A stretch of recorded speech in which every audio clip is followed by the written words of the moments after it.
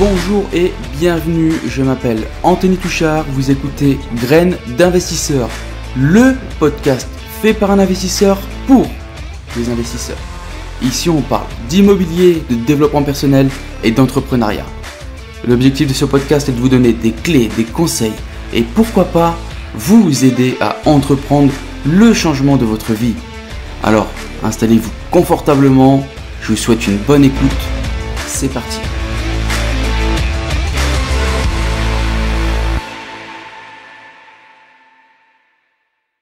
Et bonjour tout le monde, j'espère que vous allez bien. Comme d'hab, c'est un plaisir de vous faire ce podcast aujourd'hui. Aujourd'hui c'est l'épisode 5 il me semble, ouais, l'épisode 5. J'espère que vous avez la forme. Moi je viens d'aller courir, j'ai un petit peu claqué. J'ai poussé un petit peu mais ça va le faire, ça va le faire. Alors... J'espère que votre semaine s'est bien passée, votre journée s'est bien passée. Quand j'enregistre ce podcast, moi il est 19h. J'ai passé une bonne journée et j'espère que c'est pareil pour vous. Alors aujourd'hui on va parler de l'étude de marché parce que c'est quelque chose quand même d'hyper important. Déjà de 1 en fonction de votre stratégie que vous allez adopter, si vous allez faire de la coloc, si vous allez faire de la LCD, etc. Donc l'étude de marché c'est quand même une étape du projet de l'investissement qui est quand même hyper importante. Et c'est quelque chose à pas négliger parce que si jamais vous achetez un truc et que au final vous n'avez pas de demande ou très peu de demande, au final après ça peut vous porter préjudice. Donc l'étude de marché c'est quand même une étape hyper importante et il y a plusieurs manières de la faire. Dans ce podcast, j'aurai un petit coup de gueule sur une des étapes que j'apprécie pas spécialement. Je vous donnerai un peu mon avis sur ça. Et je vais vous donner un peu étape par étape comment procéder pour faire son étude de marché. Allez, c'est parti. Alors déjà, à niveau localisation, niveau localité où on veut investir, déjà on va se concentrer au niveau de la région. Alors, moi je conseille toujours d'investir près de chez soi, au début, parce que c'est vrai que c'est mieux. Mais maintenant, on peut quand même investir à distance. Le problème avec ça, c'est que faut quand même connaître la dynamique de la région, etc., etc. Si c'est une région qui est en plein boom économique ou si au contraire, c'est une région qui commence à être désertée au niveau global. Donc, au niveau de la région, on cherche toujours une région dynamique. Maintenant, il faut bien prendre en compte qu'il y a des régions qui ne sont pas terribles, mais par contre, il y a des villes qui valent le coup. Par exemple, moi, dans le Nord, à première vue, c'est pas une région hyper dynamique au niveau de la France, et pourtant, moi, j'investis quasiment que là-bas. Et j'ai des villes qui valent le coup, sans vous parler de Lille ou de Lille et ses alentours. Mais à côté, il y a quand même des grosses villes qui ont un potentiel énorme. Donc, une fois qu'on a sélectionné notre région, en sachant que on est toujours plus au courant sur sa région où on vit, une fois qu'on a choisi sa région, automatiquement, on va investir dans une ville. Donc, la deuxième étape, c'est de sélectionner la ville. Pour la sélection de la ville, il n'y a pas 1000 solutions. Soit tu connais le marché locatif de ta ville sur le bout des doigts, et ça, c'est tant mieux. Soit tu vas faire une étude de marché. Et cette étude de marché, il y a plusieurs étapes à respecter. Ça va être un podcast un petit peu technique, d'accord ? Mais c'est quand même quelque chose d'hyper important. Je vais essayer d'aller étape par étape, de savoir comment on fait pour analyser une ville et si au final la ville en question vaut le coup ou pas. Alors déjà la première étape au niveau de la ville, ça va être l'étude des statistiques. L'étude des statistiques, donc par là j'entends tout ce qui est le type de population, si c'est une population plutôt jeune, plutôt vieille, si c'est une ville avec beaucoup d'étudiants, si c'est une ville au contraire avec plus de travailleurs, si on est sur une ville plutôt, si au niveau de la composition des ménages, on est plus sur des familles, si on est plus sur des personnes seules. Et tout ça, en fait, ça va nous permettre de définir notre type de clientèle et définir le type de bien. Donc pour ce faire, il n'y a pas 1000 solutions pour étudier les statistiques. En France, il y a l'INSEE. L'INSEE dispose d'un site internet sur lequel quasiment, c'est même pas quasiment, il y a presque toutes les villes, il me semble qu'il y a toutes les villes de France. Vous avez des dossiers par ville qui vous permettent donc d'avoir toutes ces infos. Donc par exemple, on va prendre une ville Valenciennes. Vous allez sur l'INSEE et vous tapez Valenciennes. Dans l'INSEE, vous allez trouver le dossier de la ville de Valenciennes et vous l'ouvrez. Et puis là, vous allez tomber sur toutes les catégories qui nous intéressent.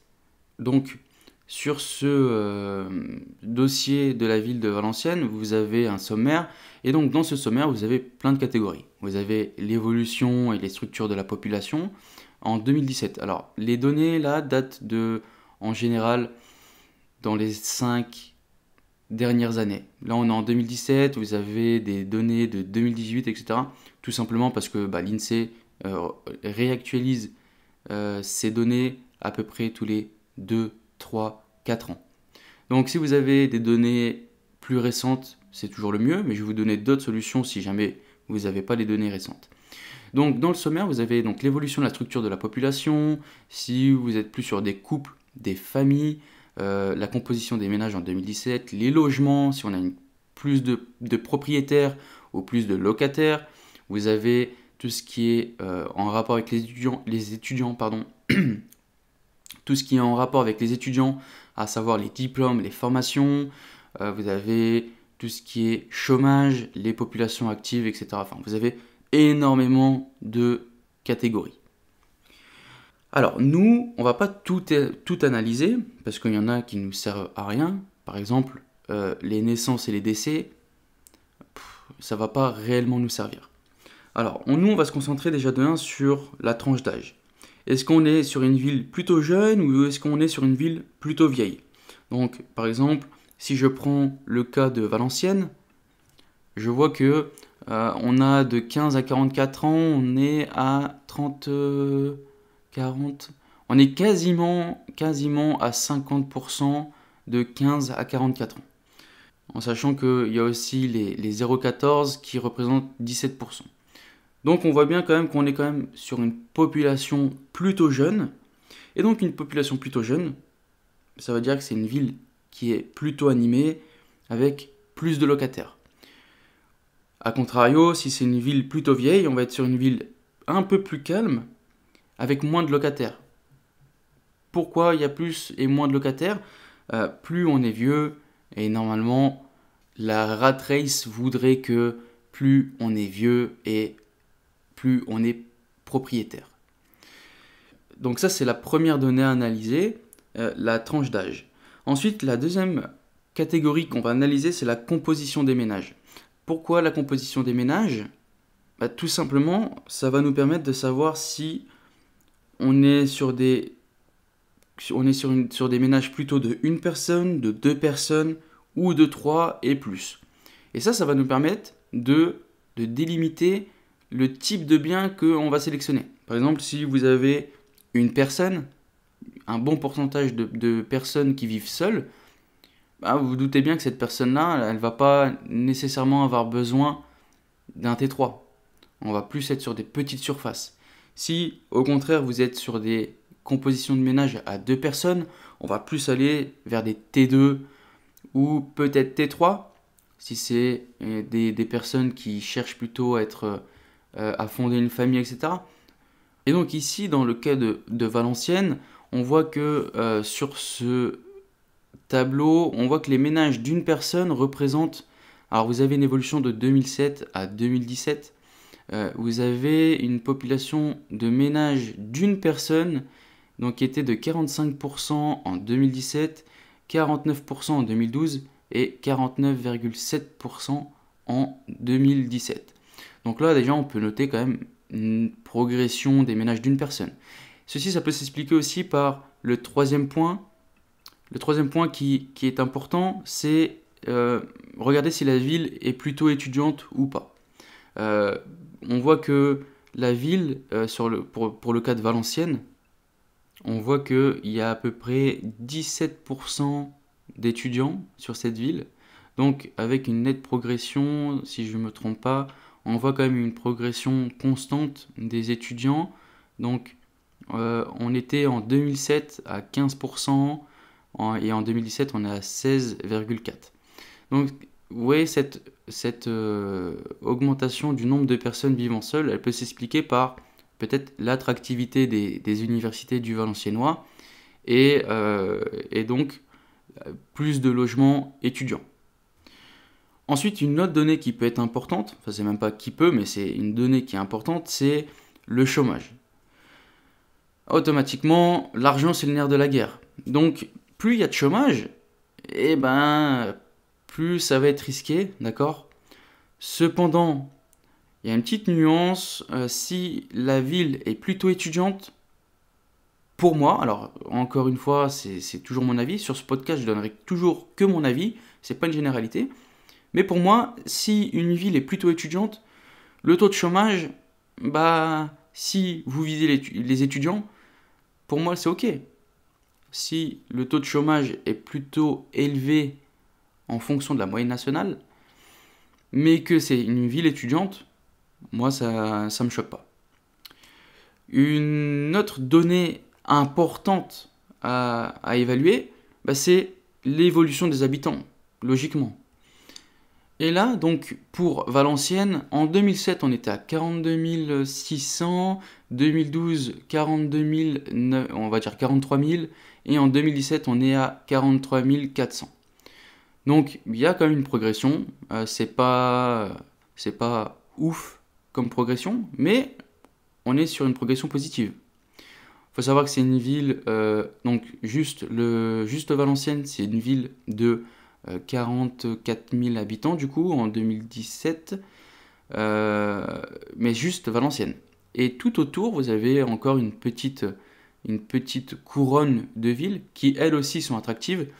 Et vous avez, alors parce que moi je connais un peu la ville, mais vous avez des aménagements qui sont faits pour un peu rendre la ville un peu plus fluide, etc., etc. Donc déjà sur cette première étape, on a déjà à peu près le spectre d'investissement, à savoir notre cible et le type de bien. Alors moi ici par exemple, je pense que je pourrais aller sur du logement étudiant et aussi peut-être sur du petit T2. Je vais viser plutôt une population soit d'étudiants ou soit de jeunes travailleurs. Il faut savoir qu'aussi Valenciennes, ça attire quand même pas mal de sociétés de travail, donc des personnes qui sont là en déplacement professionnel, etc. Donc, dans ma tête, là, je me dis peut-être étudiant, peut-être longue durée avec des travailleurs ou des jeunes couples, ou si on est un peu plus fou, on pourrait peut-être partir sur du Airbnb. Donc, pour l'instant, pour moi, Valenciennes, c'est ouvert. Donc, je continue. Maintenant, vous savez très bien que dans toutes les villes, vous avez des secteurs qui ne sont pas recommandés. Et au contraire, vous avez des secteurs qui, c'est un peu le Hollywood Boulevard, c'est la place to be, ou des secteurs qui prennent de la valeur parce qu'il y a des aménagements qui sont mis en place, etc., etc. Donc la troisième étape, ça va être de sélectionner le secteur. Là, par contre, le secteur va se faire en fonction du profil du locataire. Dans l'exemple de Valenciennes, on a dit qu'on comptait plutôt aller vers une population de jeunes actifs ou d'étudiants. Alors pour l'exemple, je vais prendre les étudiants, d'accord ? Mais je vais vous donner un peu le spectre du choix du secteur. Par exemple, l'étudiant, automatiquement, il faut qu'il soit proche des écoles et des transports en commun. L'étudiant, du coup, a besoin, il n'a pas de voiture, il a rien, donc il se balade uniquement en transport en commun. Donc si vous le mettez à la sortie de la ville avec une ligne de bus qui passe toutes les heures et qui met 40 minutes pour l'amener à l'université, c'est mort. Il faut être en adéquation avec son type de clientèle. Maintenant, si vous visez une population un peu plus type famille, on va plus prioriser l'accès proche aux écoles maternelles, aux écoles primaires, aux crèches et plein d'autres choses comme ça, des petits magasins de proximité, à savoir par exemple une petite boulangerie bien sympa le dimanche matin, le petit déj en famille, ça fait plaisir. Et au contraire, maintenant, si vous allez sur une population un peu plus travailleur, moi je conseille d'être proche des axes routiers. À moins que vous visez des travailleurs imaginons dans la ville, vous avez des boîtes qui sont attractives et qui brassent du monde. Là, automatiquement, ouais, on va plus viser des secteurs proches des grosses boîtes. Mais si jamais vous avez, par exemple, à Valenciennes, vous avez une grosse usine qui est à l'extérieur de la ville. Et vous avez besoin de prendre votre voiture pour aller travailler. Donc si vous visez ce type de clientèle-là, on va plus se positionner à côté des axes routiers. Par exemple, si le mec a besoin de prendre l'autoroute et arrive en 10 minutes à son boulot, c'est ok. Là, il n'y a pas de problème. Donc, là, pour connaître le secteur, il n'y a pas 1000 solutions. Là, dans l'exemple, on va prendre les étudiants. Alors, Valenciennes, je connais un peu, donc je sais un peu où me positionner.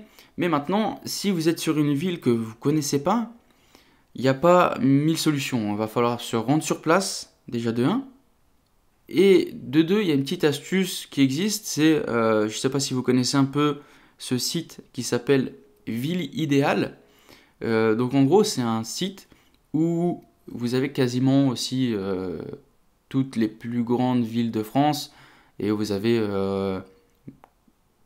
plein de villes. Je ne sais pas si les petits villages sont représentés, mais vous avez plein de villes.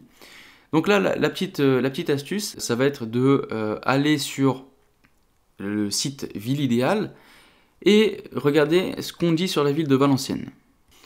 Et donc, je vais le faire en même temps que vous. Alors, je suis sur le site de Ville Idéale avec le dossier de Valenciennes.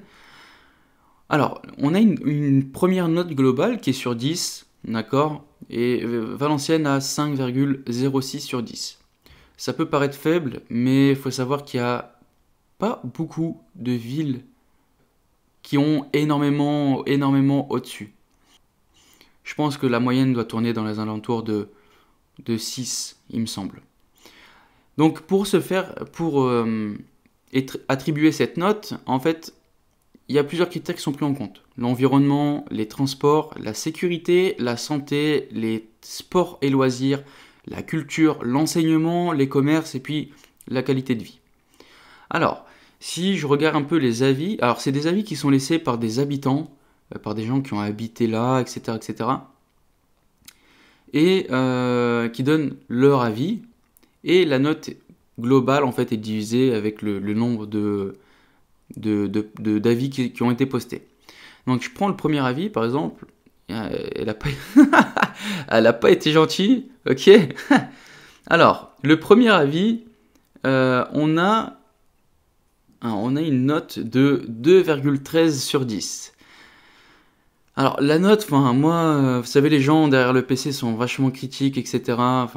Moi la note, c'est pas vraiment ce que je regarde, parce que, vous voyez, c'est tellement disproportionné. Par exemple, cette dame-là met 2,13, 2,56, et puis derrière, vous avez une personne qui met 8, 9, il faut regarder ce que les gens disent dans les commentaires.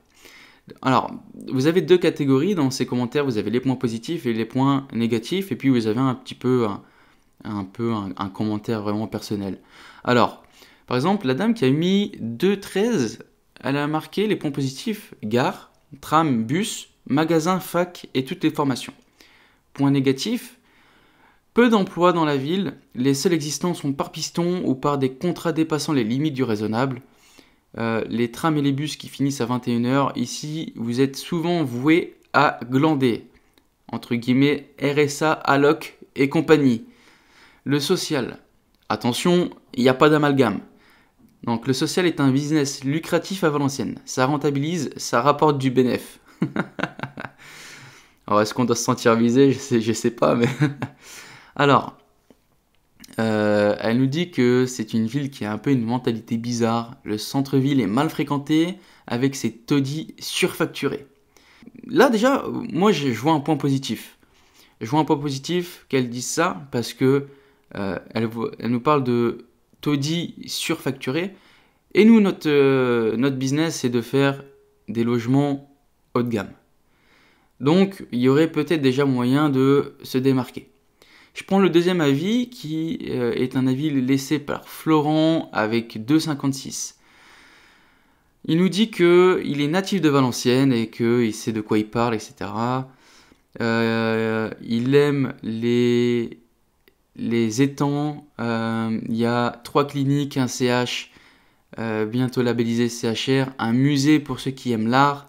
Vous avez beaucoup de pistes cyclables et vous avez des navettes gratuites, etc. Donc, vous avez des facs, transport, etc., etc.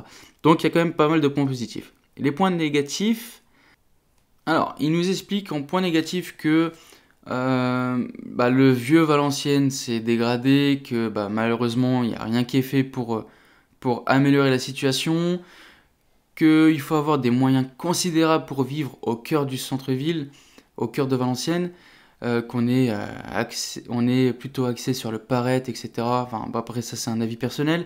Et après, il nous explique sur un petit ton ironique qu'il y a un centre-ville en plein commercial qui est idéalement conçu. Entre guillemets, ironie. Donc, voilà, bon. On ne tire pas grand-chose de ça. On va donner un autre avis, mais par Watskurquatois, super le pseudonyme. Alors, point positif, les récentes rénovations de la ville qui la rendent toujours plus belle, propre et agréable. Le CHR qui fournit des soins de qualité et tout ce qui est lycée et collège qui sont corrects comparés aux villes alentours.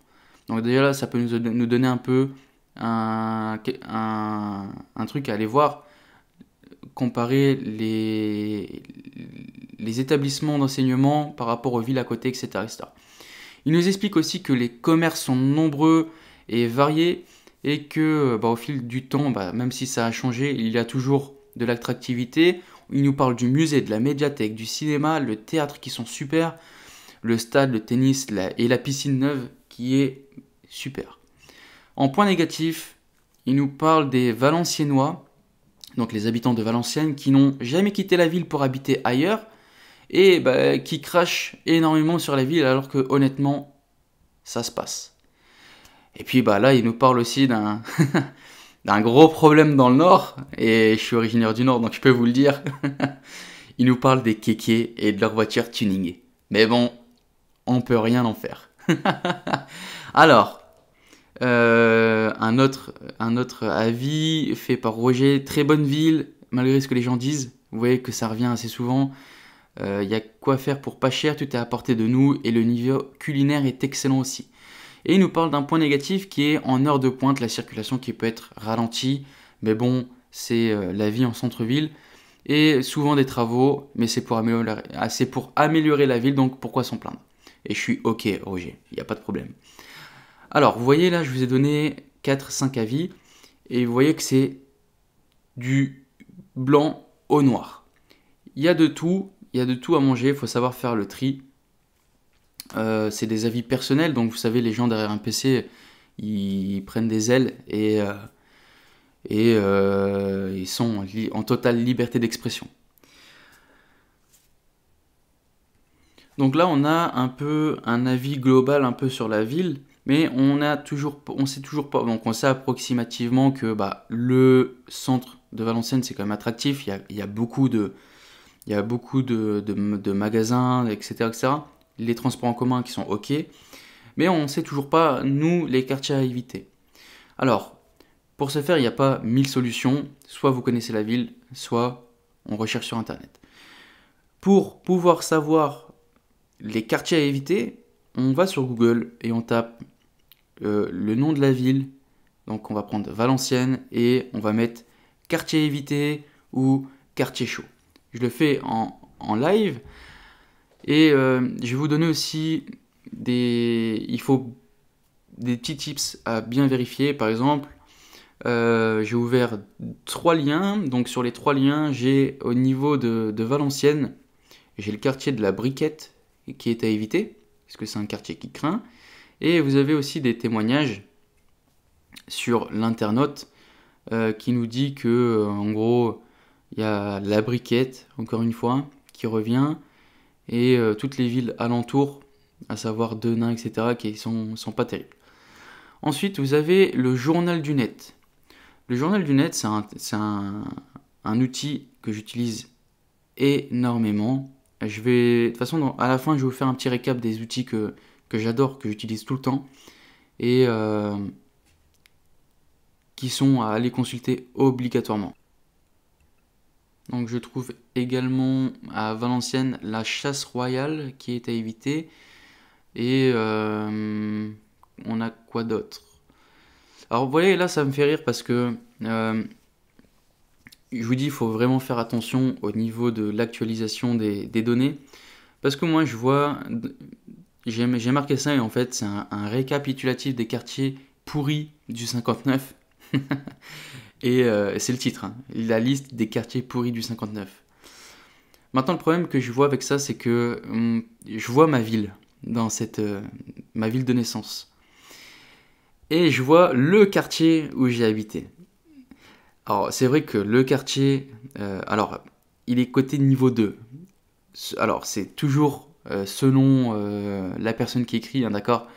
Quartier niveau 2, quartier sensible, très difficile. Des faits de délinquance réguliers et de toutes sortes, la plupart de ces quartiers ont été auparavant des zones de non-droit. Excellent, putain, mais c'est un journaliste de enquête spéciale.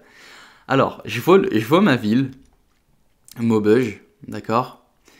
Et je vois mon quartier où j'ai habité, l'Épinette. C'est vrai que avant, l'Épinette, quand j'ai grandi là-bas, c'était des grandes tours. Comme toutes les cités de France, vous avez de la drogue, etc., etc. Mais maintenant, le problème, c'est que Maubeuge, j'ai encore ma famille qui vit là-bas, d'accord? Donc, j'y vais souvent. Et je peux vous dire que l'Épinette, c'est devenu un quartier résidentiel et c'est devenu un des meilleurs quartiers de ma ville. C'est un des quartiers qui est devenu hyper bien. Ils ont mis un centre d'affaires là-bas. Il y a un grand centre commercial. Enfin, voilà. Donc, il faut quand même faire attention sur ce qu'on voit sur Internet et de recouper un peu les données et d'essayer de trouver des données qui sont à jour surtout. Et donc, voilà, plus je coupe, et ouais, je vois toujours les mêmes quartiers qui reviennent, à savoir la Briquette et la Chasse Royale, donc à Valenciennes. Donc, ces quartiers-là, on va quand même plutôt... alors, c'est les données papier, on va toujours vérifier sur le terrain, ça c'est sûr et certain. Donc on va aller vérifier que ces quartiers-là sont pas top, demander un peu avec les commerçants, etc. etc. Toujours, on coupe toujours ces informations avec le terrain. Ça c'est obligatoire, on ne se concentre pas sur des données qu'on voit sur Internet. Donc nous, on va partir qu'on va éviter les quartiers de la Briquette et les quartiers de la Chasse Royale, qui sont des quartiers que je connais et qui, effectivement, sont des quartiers quand même à éviter. Donc ça, c'était l'étape du quartier un peu morose. Les quartiers à éviter. Maintenant, il y a quelque chose aussi d'important à prendre en compte, et je vous l'ai dit un peu juste avant avec mon quartier de naissance, mais ce qui est important, c'est de vous renseigner sur la ville, à savoir s'il y a des futurs projets, s'il y a des développements d'une zone qui actuellement est pas terrible et qui peut-être dans 5 à 10 ans sera totalement refait, si vous avez des créations de logements par la ville, à savoir en gros prendre l'orientation du marché. Ensuite on va lire le PLU, on va le lire en diagonale, surtout concernant les logements qui sont déjà créés, à savoir si en division ce qu'on doit respecter, s'il y a des places de parking, etc., etc. Et par exemple, si ça nous permet aussi d'être logique avec notre stratégie. Si vous voyez que la mairie prévoit la création de logements neufs à foison, alors que la population est en chute libre, on va se méfier. On va pas aller investir là-bas, ça c'est sûr. Faut pas être débile. Et donc, à cette étape, on a focus sur notre ville. On sait que c'est une ville étudiante qui est en augmentation constante au fil des années. On connaît les quartiers à éviter, etc., etc. Maintenant, est-ce que la ville est rentable? Donc, pour ce faire, il n'y a pas mille solutions. On va définir le prix d'achat au mètre carré et surtout, on va définir le prix de location au mètre carré. Donc, comme j'arrête pas de vous le répéter dans plein de podcasts, mais la bonne affaire, elle se fait toujours à l'achat. Et ça, c'est le credo de l'investisseur, c'est quelque chose que vous devez marteler au fond de votre tête et il faut jamais acheter au-dessus du prix du marché. Déjà, comme ça, on se sécure, vous achetez et demain vous revendez. Ok, c'est bon, même si vous faites zéro de plus-value, mais vous ne perdez pas d'argent. Alors que si vous achetez largement au-dessus du prix du marché et que derrière vous faites des travaux et puis vous revendez à perte, c'est de la perte sèche. Donc la bonne affaire se fait toujours à l'achat. Comment on définit le prix d'achat moyen au mètre carré? Vous avez plein de sites sur internet, Meilleur Agent, vous avez des sites du notaire, rendement locatif, Se Loger, et il y en a plein d'autres. Moi je vous conseille quand même d'être impartial, c'est-à-dire vous voyez si par exemple vous allez regarder les prix moyens à Valenciennes, et je vais vous le faire en live, hop, et je vais pas, alors, hop, voilà, je vous le fais pas sur toutes les plateformes, mais en gros juste pour vous montrer que par exemple au niveau des prix des appartements sur l'immobilier notaire, on est à 1610. Maintenant si je vais sur Meilleur Agent, on est à 1640, et si je vais sur Se Loger, on est à 1585. Ouais, donc vous voyez quand même qu'il y a une différence. Donc c'est pour ça qu'il faut automatiquement recouper nos informations et on fait un peu une moyenne des 4, 5, 6. Plus il y en a et plus on est en concordance avec le prix du marché. Maintenant, il y a aussi une autre solution, c'est que la data, maintenant, toutes les données de notaires sont disponibles sur le site des impôts et vous pouvez aller voir qu'est-ce qui s'est vendu, par exemple, dans les 4 dernières années, voir à quel prix ça s'est vendu, etc. etc. Ça peut vous donner une idée des prix de vente réels et pas ceux qui sont affichés sur des annonces. Alors, définir le prix d'achat moyen au mètre carré, et puis, j'arrête pas de vous le répéter également, mais travaux. Il faut acheter avec des travaux, ça fait partie de la stratégie.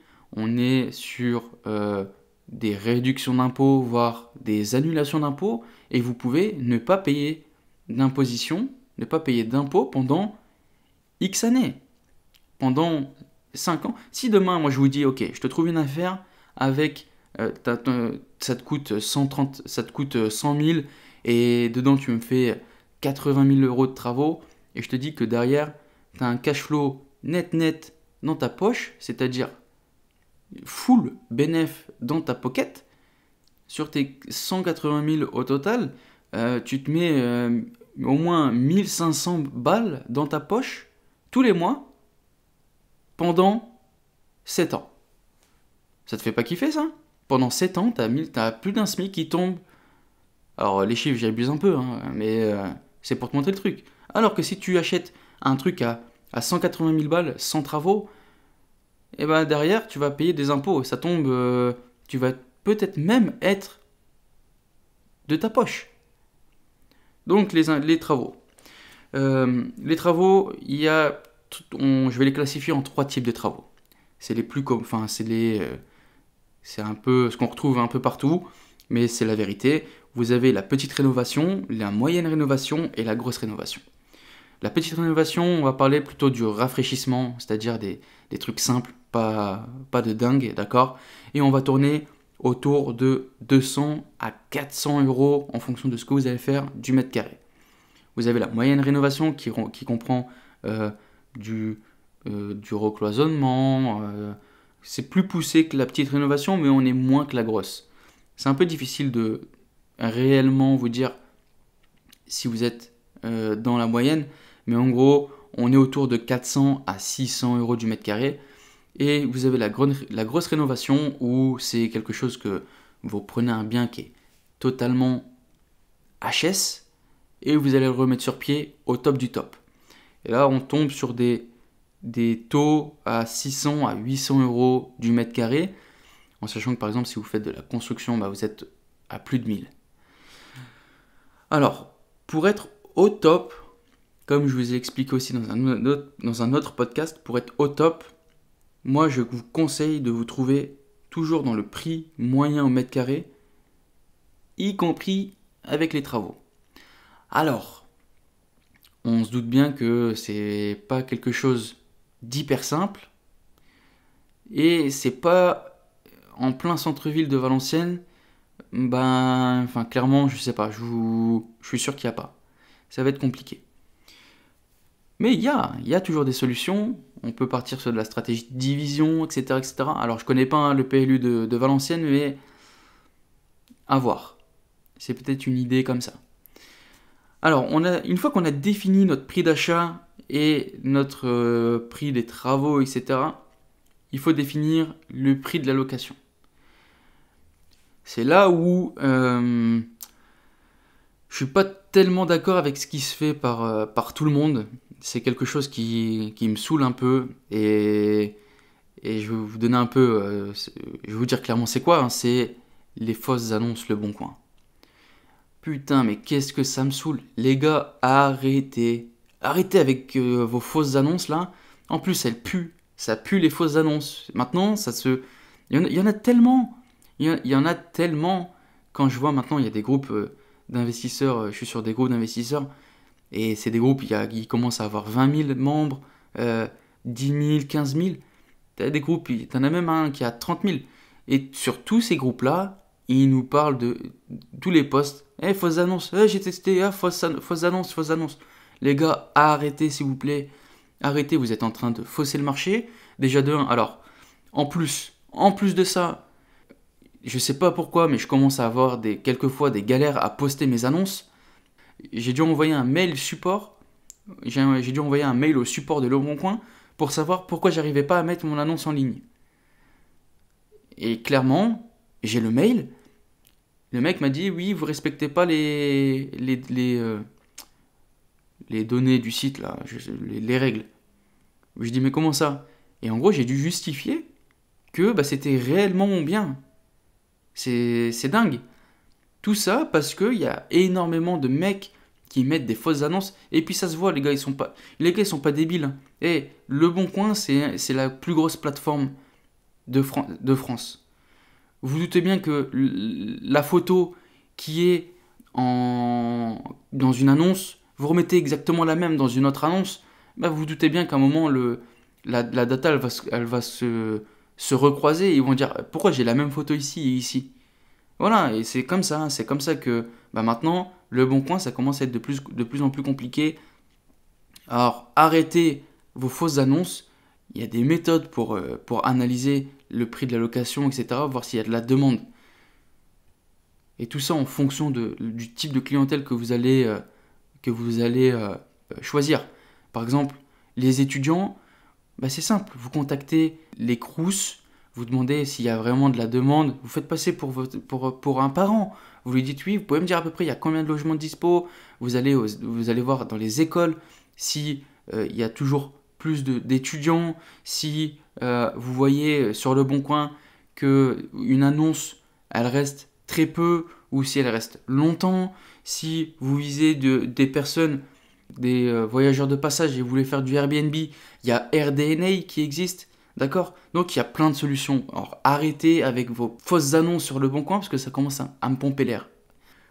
Alors la stratégie lambda, d'accord, que les gens font, c'est d'aller sur Le Bon Coin et Se Loger.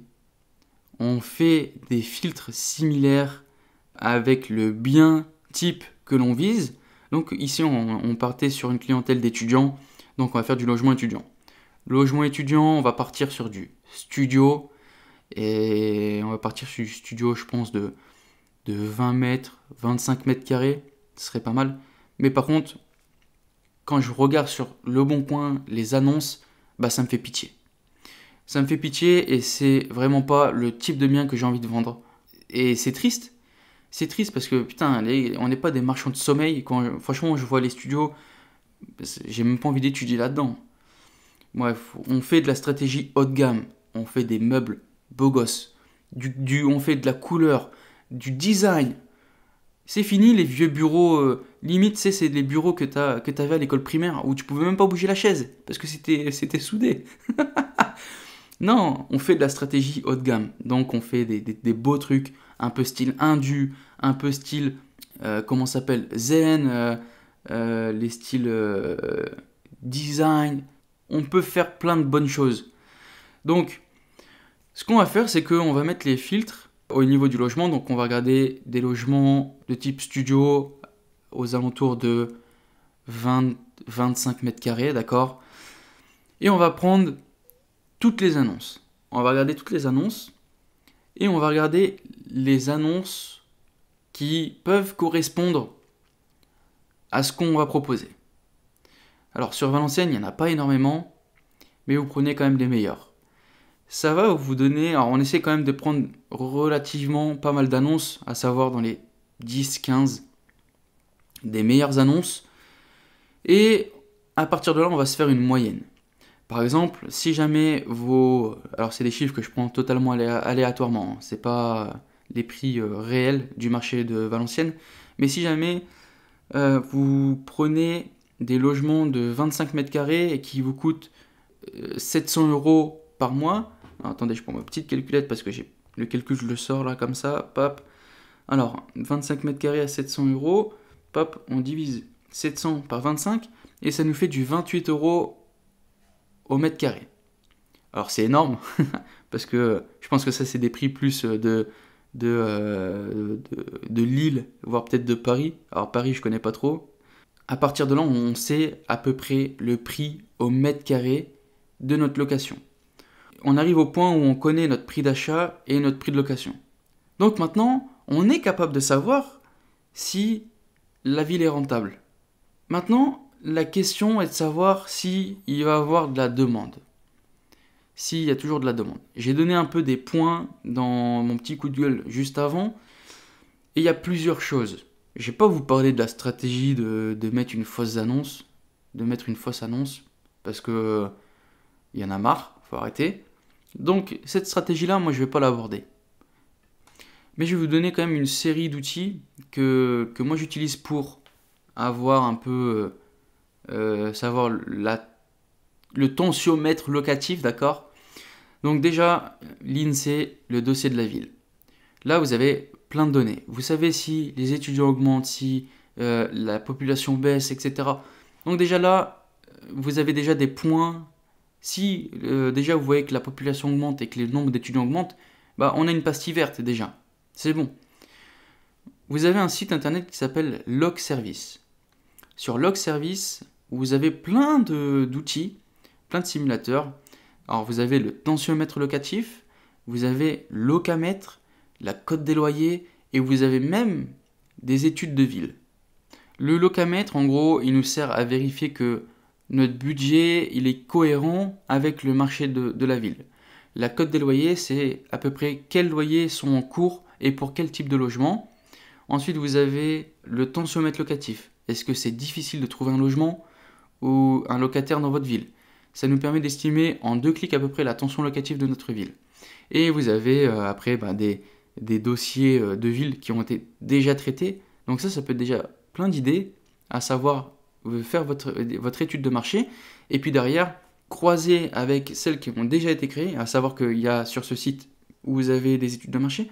Et vous avez également, comment ça s'appelle, rendement locatif. Sur rendement locatif, c'est pareil, vous avez aussi des études de marché. Donc, croisez vos informations, et si tout le monde dit oui, c'est la merde, on trouve plus de locataires, etc. Bah voilà, on a notre réponse. Si on voit que c'est mitigé, eh ben on va pousser l'information, on va chercher quand même, on va rechercher encore et encore. Alors, pour la cote des loyers, à Valenciennes, je pars sur un studio. Les loyers moyens constatés pour les studios à Valenciennes sont de moins de 20 mètres carrés 350, de 20 à 30 mètres 394, Là, je suis choqué quand même, c'est vraiment pas mal. Et plus de 30 mètres carrés, on est à 425. Maintenant, est-ce que... donc après, ils vous disent aussi toutes les méthodologies, etc., etc. Alors, on va vérifier un peu maintenant. Alors, on était sur la cote des loyers, on va aller sur le tensiomètre locatif. Le tensiomètre locatif, alors, comme je vous ai dit, ça permet de voir si... Ça nous permet d'estimer la tension locative, si on trouve facilement un locataire ou un bien dans sa ville. Alors, on va se positionner, en fait là vous avez le choix au niveau du type de logement. Vous pouvez mettre une chambre et vous pouvez mettre un studio T1. On peut regarder un peu la chambre et le studio. Parce que je trouve que c'est quand même assez comparable, en sachant que moi je fais pas de chambre, parce que je trouve ça nul. Je préfère faire des studios. Alors, au niveau de la chambre, facilité à trouver une location, on est sur facile. Budget des locataires, on est sur un budget équilibré et détendu. Alors, ça va de très tendu à très détendu. On est moitié plus. Facilité à trouver une location, on est sur facile. D'accord? Et on va regarder un peu sur le studio. Alors, sur le studio, on est pareil. On est sur facilité à trouver une location facile.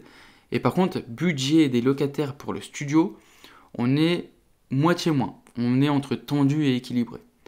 Bon, si on fait un peu les deux, on est quand même relativement équilibré. Et je pense qu'en faisant du haut de gamme, on pourrait quand même viser une clientèle un peu plus apte à louer ce type de bien. Donc ça, c'était le service Loc Service. Donc c'est sur internet, c'est gratuit. Donc franchement, vous gênez pas, faites-vous plaisir. Et je sais pas si jamais un jour le mec qui a créé Loc Service m'écoute, big up à toi.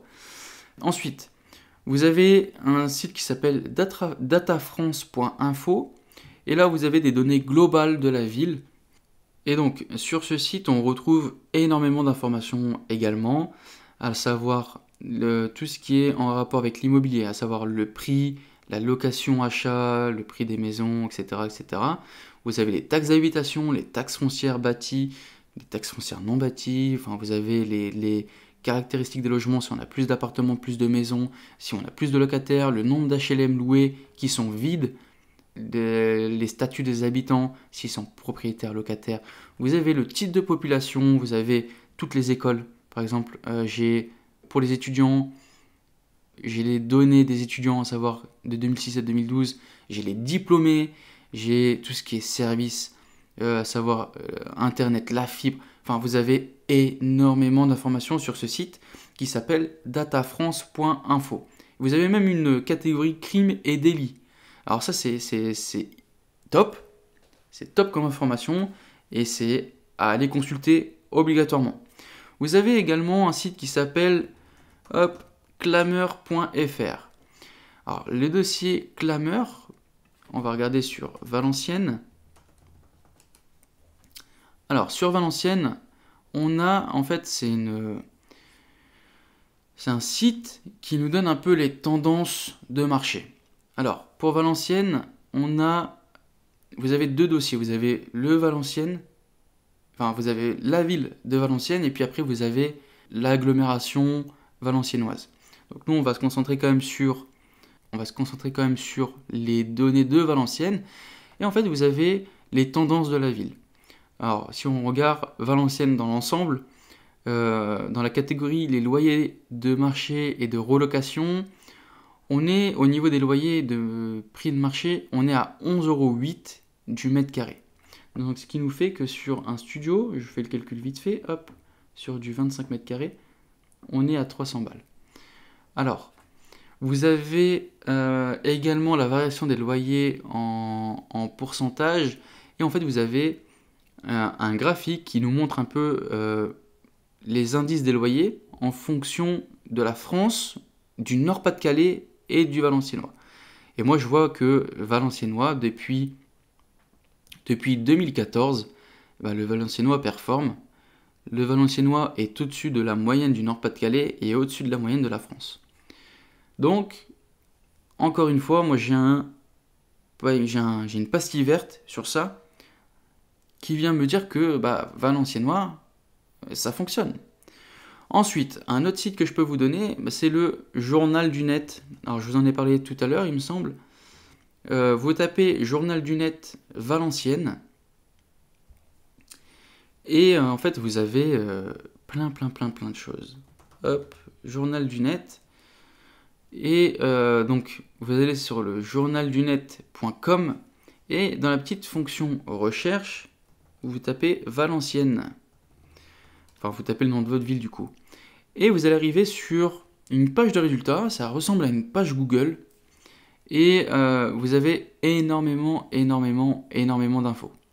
Ici, on retrouve, si je regarde dans les premiers résultats, hein, j'ai les chiffres de la délinquance de Valenciennes, j'ai les prix au mètre carré, j'ai les bureaux de vote, les emplois et chômage, j'ai la qualité des diplômes et les niveaux de diplôme, l'école et la scolarité. Enfin, j'ai énormément d'informations.